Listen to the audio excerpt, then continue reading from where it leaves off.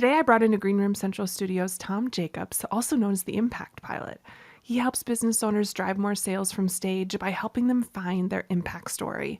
Because everyone loves a good story, and an impactful one can move the listener to take action and buy.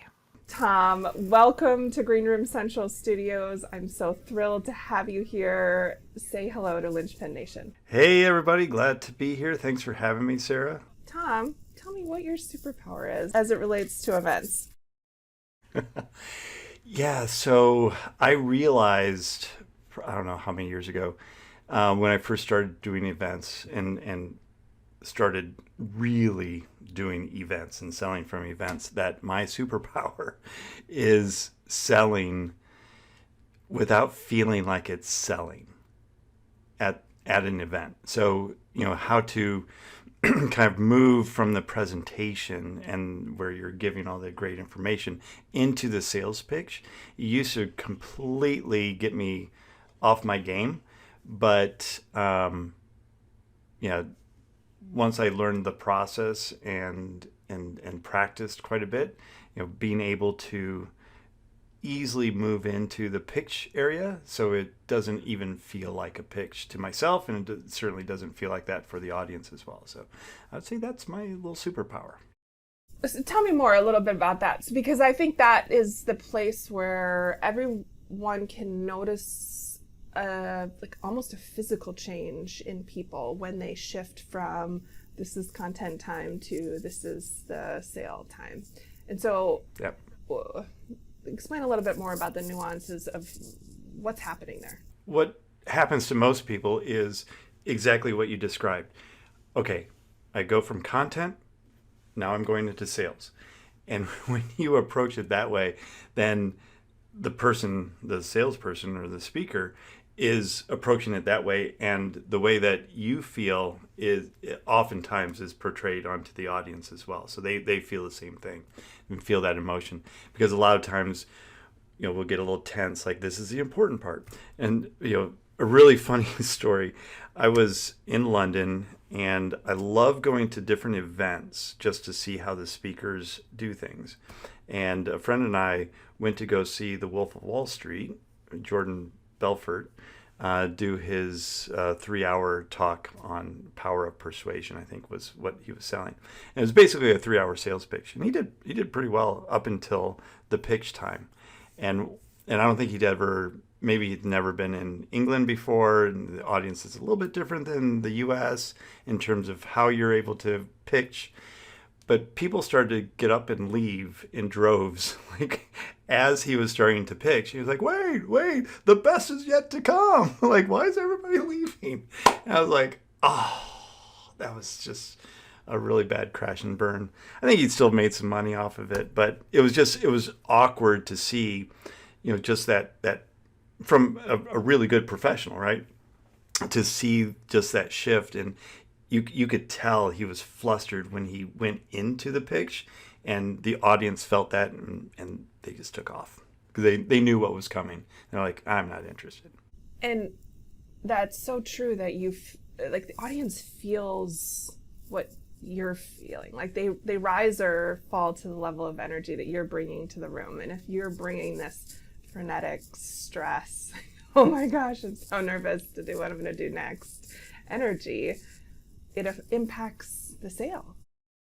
Yeah, absolutely. And so rather, what I like to do now is make the pitch a continuation of the content. So a little bridge that I do now is, I always ask for permission, right? So I would say, hey, would it be okay if I go a little bit deeper into how you can start to implement these ideas that I just shared with you at a deeper level? And so people are thinking, well, yeah, of course, show me how I'm going to do that. And so then that enables me to go nicely into the pitch, but I treat the pitch like another learning section of the presentation or more content, where I'm teaching them what they're going to get while they're going through my program. And then I just do the stacks sometimes, or just talk about what the program is and what their next step should be. give me your email address, sign up for the program, see me in the back of the room, scan this QR code, whatever the call to action is. But then it becomes just a part of the content itself rather than the pitch. Okay. I absolutely love everything you just said. I'm a recapper. So I'm hearing that first you're asking them for permission. And that permission almost is giving you some peace of mind that they actually want what I'm going to do next. So that they're asking me to keep going. And so perhaps that helps alleviate a little bit of the nerves. Is that right? Right. Okay. Yeah. So then absolutely. I'm also hearing then that you're treating that whole pitch segment as teaching. And that's a mindset shift. And it feels epic to me. Kind of like I was watching this video this week. Mel Robbins was interviewing, I wish I knew her name. Her. Yes. She was interviewing someone and they were talking about laundry and how laundry is a cycle. It's not anything that's ever done. So because there's clothes that we're wearing that are dirty and there's clothes... So true. There's 3 times a week. There's clothes that are in the hamper. There's clothes that are in the laundry. There's just it's impossible for it to be done, and so we can't think of that as our goal because it's a cycle that we're moving at a pace that works for us, and that felt like a monumental shift for her to say that, her guest to say that. And I feel like what you just said is the same. It's like this complete mindset shift that the whole time we're teaching. This part where we're making the offer, we just happen to be teaching about what they're going to get and what's going to be required of them and what the outcomes are going to be when they do the thing and what to do next. Right? Yep. Yeah. Yep, absolutely. You're teaching them how to buy from you is another way of thinking about it. Teaching them how to buy from you and teaching them how to consume and take action on the thing that you're selling. Yeah, absolutely. Yeah, I think that's it's a mindset an epic shift. mindset shift that might help take all the butterflies that are in everyone's stomach and just go put them to the side. Yeah, because at that point, if those butterflies are intense, because you're under enough stress when you're in front of an audience as it is. And then to add this other stress of, oh my gosh, now I have to pitch and I have to make this worthwhile. There's just so much pressure to make a sale. Mm-hmm. And then crickets. Mm-hmm. Yeah. Right? It's not going to, because you're too tense. That intensifies the audience. Mm-hmm. Then they're like, why is he holding back? Like, what's going on up there? Oh, this is an awkward moment. He's probably trying to sell me something. Oh, yes. Yeah. I've been in, I think I'm blessed because the first room I was ever in where there was a pitch was one of Brendan Burchard's rooms. And he happens, I think we both are a fan of him as a mentor. And it is magical. And it doesn't feel awkward. It feels so natural. He's one of the best in the business. And it feels like, I'm always surprised, like, oh, we were being sold an hour ago it started. It started at the first email you received. Yeah, exactly. And I always tell people that if you haven't seen it done well, it is almost impossible for you to picture yourself. I'm a big visualizer. Yourself doing a pitch that is seamless and feels effortless and is hugely valuable to your guests. Yeah. Brendan is one of the best, and his friends as well. So like the Bo Easons, the Roger Loves of the Yes. world. Even like Tony Robbins, I love going to UPWs just to watch the pitch. And, UPW, Unleash the Power Within, is what, a 3-day or a 4-day event. And he's like doing 2 days of it. And it's a 4-day pitch fest. I mean, that leads up to buying the next thing. Yeah. And it's so elegant the way that he does it, the way that Brendan does it, that, these really top level sellers do it. And, by observing and modeling, now we can get better ourselves and see what they're doing and get better by watching. Yeah. I just finished my first read. I will definitely read it again. $100 Million Leads by Alex Hormozi. Oh, good. And it's phenomenal.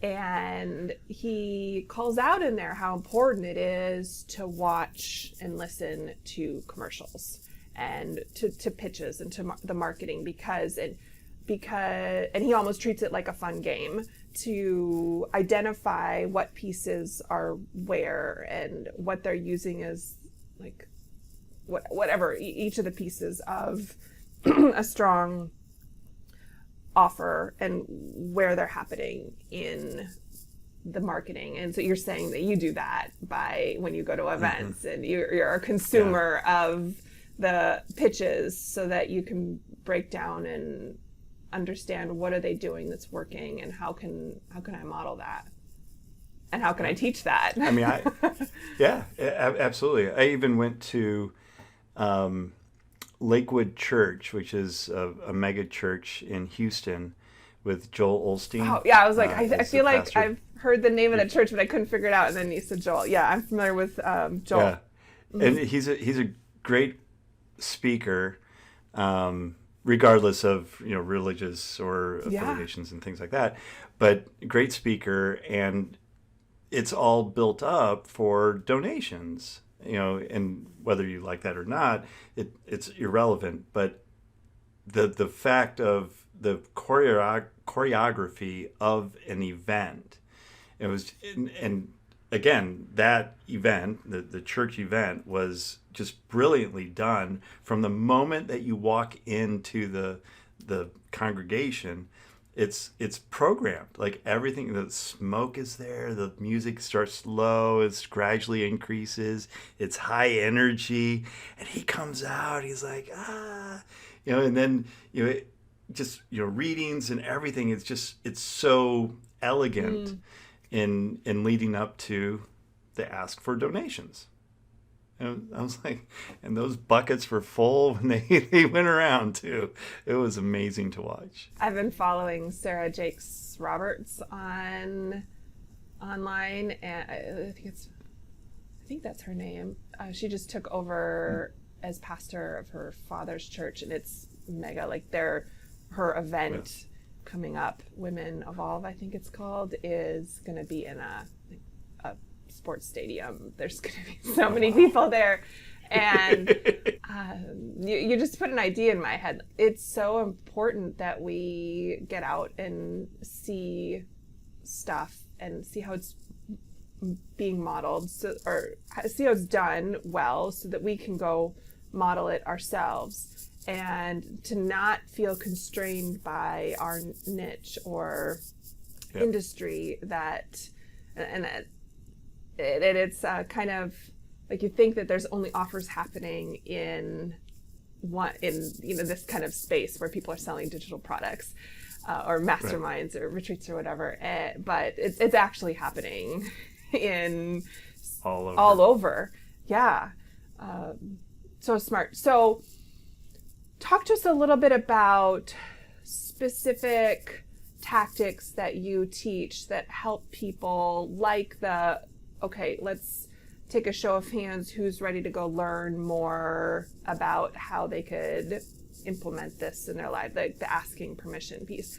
What are other things that you teach that have really moved the needle for your students? Yeah, well, number one is personal story. So how to craft your own personal story in a way that doesn't sound like it's just for you, but you are involving the audience in that personal story. So, everybody, immediately says, well, but I don't have any near-death experiences or rags to riches stories Right. to share. I was like, well, don't think about the tragedies in your life. Then think about some of the comedies as well, and have a good combination of comedies and tragedies that move the audience to understand why you're passionate about what you're talking about today. Mm. And for coaches and for course creators and creatives, that is, I think, even more important, because now they understand kind of your passion behind why you created this course or why you're coaching people in a certain way. Yeah. So then they can go, yes, you're part of my tribe. This is what I want. I believe in you, and I believe in your product as well. So, they're able to kind of go on that journey with you and see themselves in your story when you do the story properly. And I always like to kind of weave that story in and out of the presentation. So, you do story time, then you do teaching moments, then story, then teaching, story, teaching, and then pitch. And then, and just, kind of just weaves people around in a nice kind of, I call it a roller coaster ride of emotions, to take them to where you want to take them at the end. Yeah. So good. I definitely feel that when I'm in an audience, and it's like you said, like a Roger or a Bo or a Brendan, where they are taking us on a journey. And I think, back to what I said earlier, it's so important that we know, as the event host, that we're in charge of the room. It's our job to manage the energy in the room. And so you're saying that using story is one way to kind of either get them excited or get them serious about a specific point. So I love to keep a notepad open on my phone that is a list of stories that I could potentially tell someday. What do you tell people on? I guess the first step would be just collecting them, recognizing that you are full of stories. Yeah, that is absolutely correct. The first step is always taking an inventory of moments in life. And I don't quite tell them, say story at that point, but moments in your life where you've learned something about yourself, about what's possible, about the world. And, you could go all the way back to, your first memories, like 4 years old, 5 years old, up until, yesterday, and collect all of these stories. And most of us, it's just human nature. We always tend to err on the side of tragedy, because Right. those are what we typically remember. But don't forget the good stories as well, because that can be inspirational for people and motivational for people when told the proper way. And the tragedy kind of gets people on your side and get them rooting for you as you overcome the tragedy, right? And then the comedy can be the same thing, but the very first thing that you need to do is have that inventory of stories. And then the second, and this is probably the most important after having a list of stories, is finding out which story has the most emotional impact or charge to it. And what I mean by emotional charge is a technique that I take my students through is we go through each of the stories, and I ask them to put themselves in that time, in that place, in that story, and I'm observing them, but I'm also asking them to observe their own physiology to see if there's a change in heart rate. I can see them shifting their seats a little bit, getting a little nervous, or laughing, or even a tear shed. But I'm looking for those emotional reactions to the stories. And then we go through and we list out the top 3 that have the most emotional charge to them. And 9 times out of 10, they're the 3 stories that they don't want to tell. Oh no. but that they have to. But they have to tell those stories. And then we work through that, work through the nerves, and those become the best stories. I had one client, and she had just such a heartbreaking story where she was a police officer, but she went in to the academy at 39 years old, left an advertising career, a really lucrative advertising career, to go into policing. And she was 39 years old, never shot a gun before. And she was expected to have a certain proficiency, I hope, for police officers anyway, a certain proficiency in terms of shooting. And she just wasn't getting it. And she was having a test. But basically, we worked around her story of where she was actually thinking about using that gun on herself. Wow. And when I first heard that, I was like, oh my gosh, are you comfortable with this? And I was like, because if you are, this is going to be an amazing like showstopper. And that was the impact moment. So I had her start her talk at that point. And we always come up with an impact moment or impact statement, a sentence that grabs the audience's attention from the very beginning so that they pay attention. So I never have somebody come out on stage and go, oh, thank you so much, Sarah, for introducing me. That was a very lovely introduction. I'm glad that I'm here. Oh, hi, Joe. I see you over there. And that's, it's like, yeah, stop the presentation at that point. Nobody's listening. So instead, she comes out on stage and she just looks at the audience, takes a breath, and says, I was sitting in my blue BMW that had seen better days with my service revolver sitting on my lap, thinking about ending it all that day. And she videotaped this for me so I could review, and I heard an audible gasp from the audience. Like, and I couldn't see the audience, but I could hear them. And I'm sure they were all like, put all their phones down.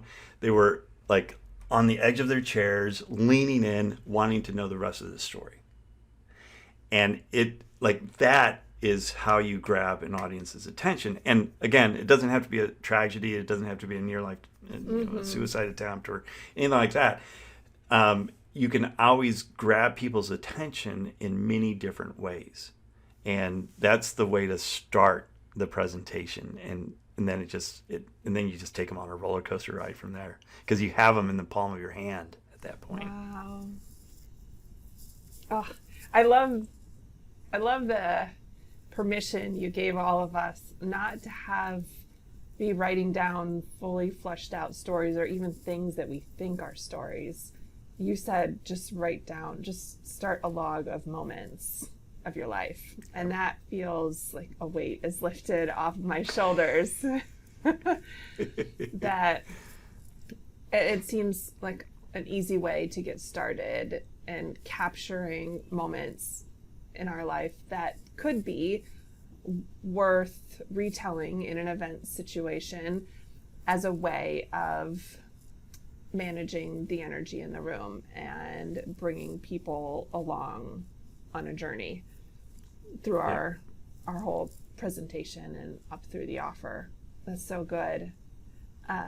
It's and the more you talk about how you helped her, it is telling me that this is really an area where we can benefit so much from a coach who knows exactly how to like help us then triage our moments into what are the ones worth diving a little deeper into, creating stories out of, fleshing out, and then how to put that into a talk.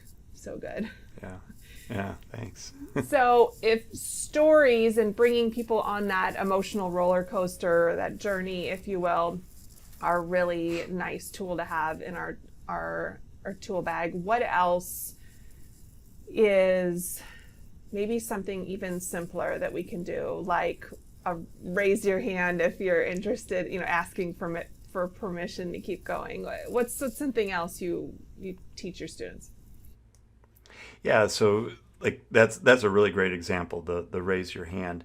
And whether you're doing a webinar or a live event, having your audience do things with you along the way, starting from the very beginning, is programming them to then take some type of action, right? So getting them to raise their hand. And I always, whenever I'm getting audience participation, I always raise my hand too, because we're all mirrors, right? Hey, does this resonate with anybody out there? Yes. Have you been in a situation like this too? Just let me know.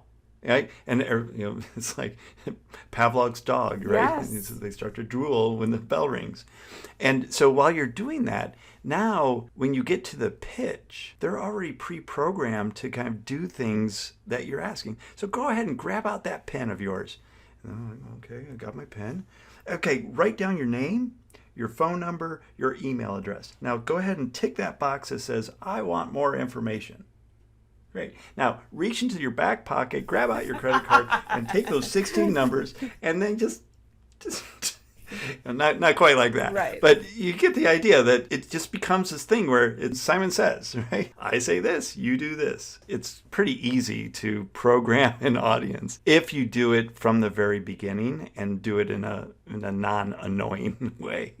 But I also think that it's twofold. Like, you're also training yourself to do that, to make that ask of people many times. Like, it's like one of those, it's a trial closes. Trial close. And but it's helping you too, because you've already a dozen times in the presentation, okay, raise your hand if, and now we're going to do it going into the pitch. Raise your hand if you feel like you want to know more about how you could, whatever, the asking the permission to go into the pitch. So good. Yeah. And then I do want to share one other nugget that every speaker needs to pay attention to. So we can walk and we can talk, but we don't do those at the same time. So what I mean by that is, in your presentation, like, you don't want to be a tennis match, right? It's just like pacing back and forth across the stage. That's like everybody's going to have to see a chiropractor after they're done. But rather, pick 3 areas on the stage that represent a teaching moment, and I always do center stage for teaching moments, upstage, center. And then another area for past, another area for future. So when you're talking about the past, go to one area. When you're talking about the future, go to another area. And when you're teaching, go to the middle. Teaching, pitching, go to the middle.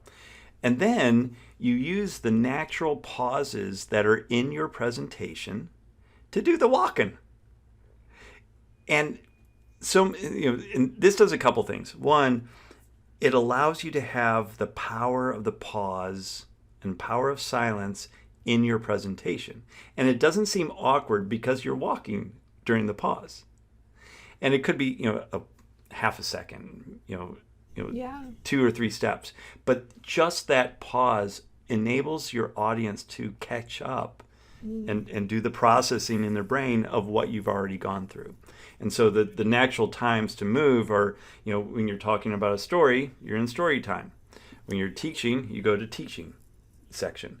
And when you're talking about the past, you go to the past part. So you have this triangle of where you're going, and it's in you just kind of choreograph it, and it looks a lot better than just like randomly walking all over the stage. And we've all been in you've seen those. We've all been in rooms where someone has paced and it has made us dizzy. Yeah. No, we've all done it too, probably at some point. Feels nerve-wracking. Yeah. What would you say? That's a fabulous tip. I think everyone's got a visual now of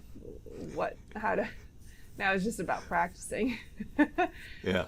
What do you tell people who really have like bodily reaction, not a good one, to, oh my gosh, now I'm pitching. And Yeah. how do you help them overcome that? Yeah, it's repetition. And that primarily, whether you're giving a just a regular talk, those nerves come from not knowing the outcome. So if you're confident in the outcome that you're going to give, so always the first time I do a talk that I haven't done before, I am practicing it word for word in the mirror, in video. I'm reviewing that probably 10 to 15 more times than I would a normal talk. Okay.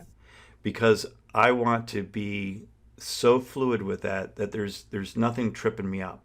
Sure. You know, 5 people leave the room, I'm no worries. I know exactly what I'm going to go on to next. Yeah. And especially working on that transition from your content to the pitching moment. So we work a lot on just repetition, repetition, repetition. So it just becomes second nature. And when it becomes second nature, you know, that unconscious competence, Yes. then you're in the moment, you're enjoying it, your audience is enjoying it, you're having fun, and things are just like rolling. Yeah. And you're at ease. And when people see you at ease and you're giving a great talk, then it's not nerve-wracking at all. I've been in the back of the room because I am an executive producer for bigger conferences where there's that needed bridge between technical production and the business, and just kind of make sure everything that's supposed to happen on stage happens. And I have noticed where some event hosts have decided to pull back and not do their full pitch. And my gut feel is that they got nervous. So they just decided to do the short mini, okay, well, if you want to know more, I do this coaching thing, like go to the back of the room. And it's such a disservice to their guests, right? Who there's a portion of every audience who wants more and would like it to be with you and would like to continue, of course. But I'm wondering if I'm also seeing someone that's not prepared, someone that hasn't done this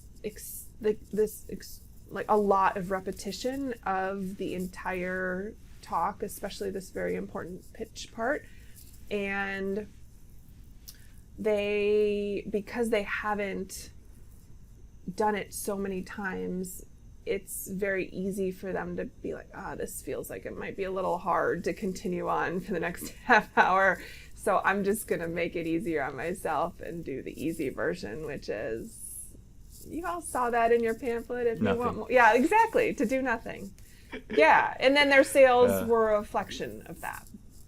So you're saying the answer is rehearse it so much that your body wants to do nothing else other than keep going and do the thing. Yeah, exactly. Yeah. You're still going to get those nerves, but because of your preparation, they're going to be greatly reduced, and your audience isn't going to feel that either. Yeah, back to my obsession with Alex Hormozi currently. I just watched he's got like a 10-minute YouTube on preparing for that book launch event that he just did in August. And one thing that struck me was like, I'll be nothing if not prepared. And I've rehearsed this, like every word like is strategic, and every pause, and the hour and a half that he was on stage, he rehearsed over and over and over and over again. Yeah. So And it showed. Yeah. Yeah. It was so good. It showed. Yeah. It was so good. It's so seamless. Like I had my credit card out ready to buy. You're like, I don't know, whatever it is you're selling. Whatever. I'm ready. And then he was like, and it's free. And the credit card went back into my wallet. No, then I bought the book. So it's like, I did. I know. He gave the book out for free, and I'm like, no, I still actually would like to buy it. Yeah. I still... Isn't that incredible? I mean, the the value, and this is a great lesson too, like the value and the stories that he shared while doing that whole event led up to people. I'm sure everybody had a price in their mind. It's like, okay, if it is at this certain rate, I will buy whatever he's selling. Mm-hmm. And when it went down to zero, then they're like, oh, this is crazy. But Mm-hmm. the whole idea was to sell the book, Mm-hmm. which now he created this huge amount of reciprocity Yes. with the audience. It's like, oh, you're giving all this. Well, of course I'm going to buy your book. Yeah. Yeah, Of course. and not just It's one. the least I could do. Yeah. But I'm not going to buy one. I'm going to buy 3 so I can get the stupid hat, too. Right. It's not a stupid hat. It's the hat Alex wears. Why wouldn't we all want it? So smart. That's right. And Yes. that Brilliant, building of the brilliant. goodwill. But I guess his whole book is all about, well, just do more. And and that's what he did in this preparation. He just did more preparation than others do. And so we need to be willing, if we want that outcome, which is a profitable event, that we need to be willing to do the work. And what you're telling us is the work is rehearsing. Yep. Yeah. Yep. Yeah, if you go to a Broadway play or West End play or any play, they've rehearsed months and months and months. These actors, that is their job. They don't just roll up on opening night and then the production happens.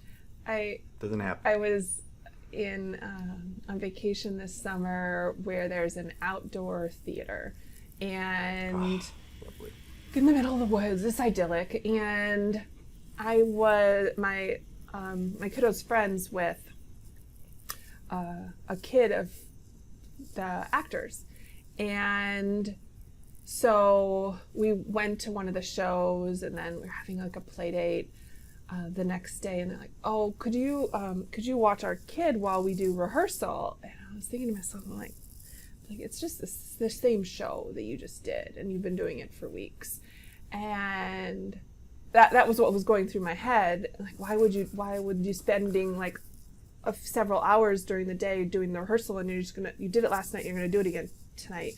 And it was like an understudy was going to be filling in one of the roles. So they just wanted to do another full rehearsal, even though that understudy had done many, many, many rehearsals, but, had maybe been a few days or weeks. And so they're just going to do another one. And it really was kind of mind blowing. I'm not in that space, but they're doing that much practice.